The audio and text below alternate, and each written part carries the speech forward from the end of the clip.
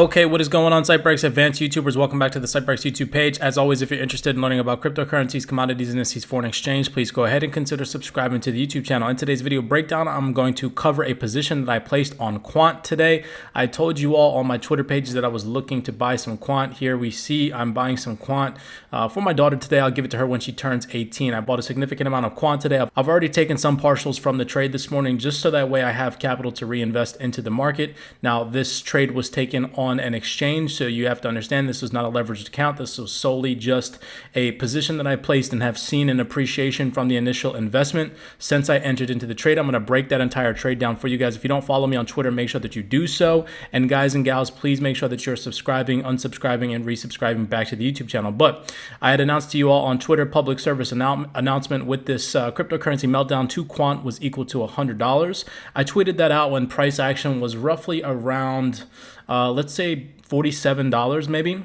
Okay, and the price of Quant actually dropped very significant today in my personal opinion, so I thought that was a potential buying opportunity, right? So like I said, these are the two positions that I took on Quant today. I'm going to fully break down these trades for you all. Now, I enter these positions on Coinbase, so there is a little bit of a difference via how much they charge and where you actually get your entry in at. So these are just rough estimates on where the entry actually was at.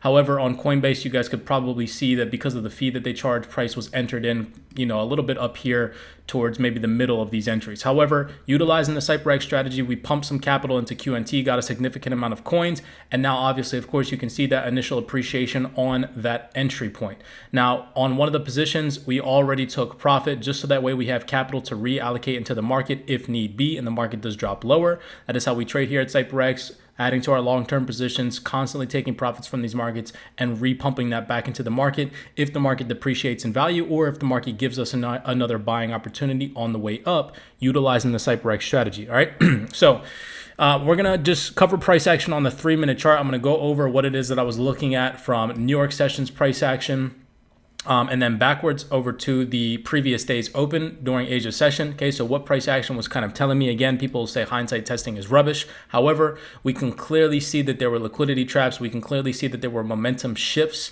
prior to the New York session open and out of the manipulation window. So I'll just go ahead and I'll draw that on for you all. Again, if you like these video breakdowns and others like it, smash that thumbs up button. Really do appreciate the love and the support. So just drawing on the manipulation box, all right, that's generally in this vicinity right here prior to the 8:30 a.m. region where New York sessional floor traders, bank and institutional traders, whales start to come into this market and actually sit on their trading floor and make big positions or big moves. Okay, so what do we see here during the Asia session open? We already knew that the cryptocurrency market was selling off, and we see the market makers constantly showing us a willingness to grab liquidity from highs. Here's the daily candlestick open, generally in this vicinity.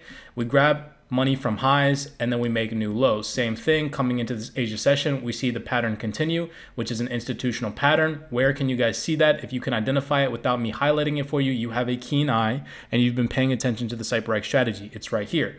We see the market violate a high. Then we see the market make new lows. This is the institutional pattern. We know that the institutional traders, or the big whales, are the only people with the amount of money to manipulate price in their favor to give themselves premium, i.e. selling at a previous area of supply, if you want to call it that, right? And then taking a sell position to create new lows, passing price action over into London. We can clearly see that Asia session got 2 interesting sell positions on Quant. Coming into London, we see them do the same exact thing. Here's an institutional pattern, a violation of highs, making new lows. Now, coming into this New York session, I want you all to see how that pattern shifts and what led up to the trade ideology behind placing these buy positions. We can see that same exact pattern, as above, so below, right here in this general vicinity. So the same pattern that prints here during London session, okay, and the same exact pattern that prints twice during Asia session gets printed during the manipulation window, okay, during the transition between London and New York session. So here, just to highlight that for you guys, I want you all to really see what it is that we're attempting to teach people here at CYPRX. Look at the grab of liquidity. Here's that move into an area of liquidity and that shift in momentum. We know that now the banking institutions are involved. If we want to find a position on this market, where's the best risk to reward? Right here. That's the question you need to ask. We don't know what's happening over here to the right-hand side, but we know that bank institutions most likely are going to give themselves premium again to add to their overall position, going off the ideology that bank institutions cannot put in one institutional sell or one institutional buy. They are going to constantly add to their orders, all right? And so we see that time and time again. So here's that institutional add. All right, moving over here to where London session passed price action over to New York, what can we see? That same institutional pattern where we see the market makers, instead of violating a high and making new lows, they violate a low, make equal highs, and then create the pattern that I teach you guys to identify all the time here at the CYPRX channel, is a higher low that leads to a higher high break in structure after the market grabs liquidity. So here's the liquidity that the market grabbed. Here's the market telling us that the market wants to reverse by creating a retail pattern trap in the form of what? Here is a double top formation or retail resistance right here, and it's just so happened to play out where? During the manipulation window. If you hadn't have been watching this channel and didn't know about the manipulation window, you most likely would have just chucked this up as some type of resistance, maybe putting in a sell here to try and anticipate a market reversal back to the downside, or you would have been buying this in the form of some type of trend line, maybe in this area here, all in these candlesticks, right? And then you would have gotten liquidated. All right. So with that being said, pay attention to what it is that I'm teaching you guys, because this is the manipulation window, and we can see how the money from weak hands to smart hands transferred. They not only set up two liquidity traps, one here and one here, in order to generate enough liquidity and momentum in the market for them to smoothly transition through where they actually want to push price action. But now that we violated a previous market structure high, i.e. this high, took out this previous market structure high, and we have the institutional pattern that we look for here at CYPRX play out, I was like, okay, well, the market is at a pretty much all-time low since, I don't know what, 2018, if I'm not mistaken, 2017, right? Or we're revisiting highs, okay? I think the all-time low on QNT was what, $16 or something like that? But I'm sitting here and I'm like, okay, all-time high is significantly higher than where we are currently at.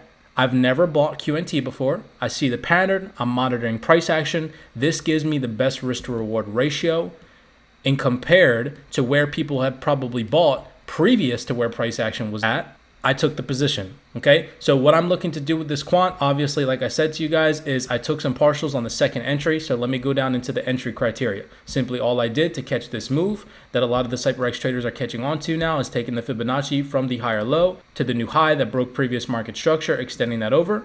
And what do we see? An entry of where the banking institutions like to add to their order of 62 to 70%.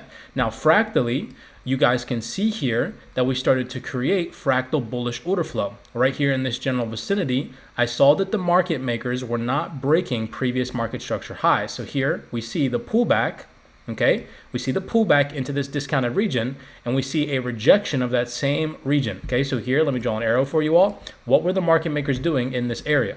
Okay, when price action was looking like this, I want you all to really pay attention to the candlesticks and how people attempt to teach themselves how to trade. They go on baby pips, they read definition of bullish and bearish candlesticks, they are irrelevant. 90% of traders will look at this as bearish price action. Why? Because this is a bearish engulfing candlestick, pretty much that engulfed this entire area of price action, okay? And then we break market structure. So traders now will be looking at this as a fractal market breaking structure and having some type of fear because this market structure sold. They think that the same thing is going to happen, and they're selling in the form of over leveraged positions above these highs. Now, not only that, but the market makers know that people are going to be willing to buy above these prices, and so they have buy stops above these highs. So the market makers were doing what? They were creating an area of liquidity above these highs to move in tandem with what they've already shown us they want to do during the manipulation range, where they grab liquidity from a low, created a retail pattern trap, the same retail pattern trap that they are creating right here in the form of a what? A double top formation or retail resistance, okay? And they're trading against that. How did they show us that they're trading against that? Because we know that market makers are the only people with the amount of money to make this pattern. They manipulated price to grab and make themselves money, to create a trap in the market, to then push price down to give themselves discount, failing to break the previous market structure low that violated the area of liquidity, indicating to us that now this is bullish order flow by printing a higher low in comparison to the previous one that leads to a market break in structure. Okay, this is clean, guys and gals. Utilize this strategy properly, and most likely you will come out on top. Not financial advice. I'm not telling you to buy or sell QNT. I'm letting you all know what it is that I'm doing in the market so that maybe potentially you all can benefit from the knowledge that I've experienced in this market. Okay, so same entry here, same entry criteria. Fractally, we broke market structure. We had a reason to believe that they could come back for liquidity. Why? Because they set up a trap for themselves. So we know that if they're setting up a trap, what are they most likely going to do? Give themselves discount to add to their overall position, which was down here in this vicinity where they created the higher low, okay, where they first injected money into this market. They're adding to these positions, not once, not twice, but 3 times to take the market where they want to go, which solidifies what it is that I teach you all, that the market makers cannot just put in one institutional order. Why? Because this price action would just look like that. It can't look like that. The market has to breathe in the form of fluctuations to the upside and pullbacks back to the downside. Same thing, as above, so below. It does the same thing, okay? So I hope that you guys enjoyed that little breakdown. I'm going to do another fundamental coverage on Quant, HBAR, XLM, show you guys why it is that I'm heavily invested in these utility-driven cryptocurrency assets. Blessings to you guys all again. Make sure that if you aren't subscribed to the YouTube channel and you like these breakdowns, smash that thumbs up button, subscribe to the YouTube channel. I know that we are shadow banned, and I know that it is a headache to ask you all to subscribe, unsubscribe, and then resubscribe, but I ask that you all do so. Once we reach 10,000 YouTube subs, we're going to give away some CYPRX gear, so you guys have something to look forward to. Blessings to you all. As always, be cognizant, be aware, be safe out there in these cryptocurrency markets, and I will see you guys in the next video breakdown.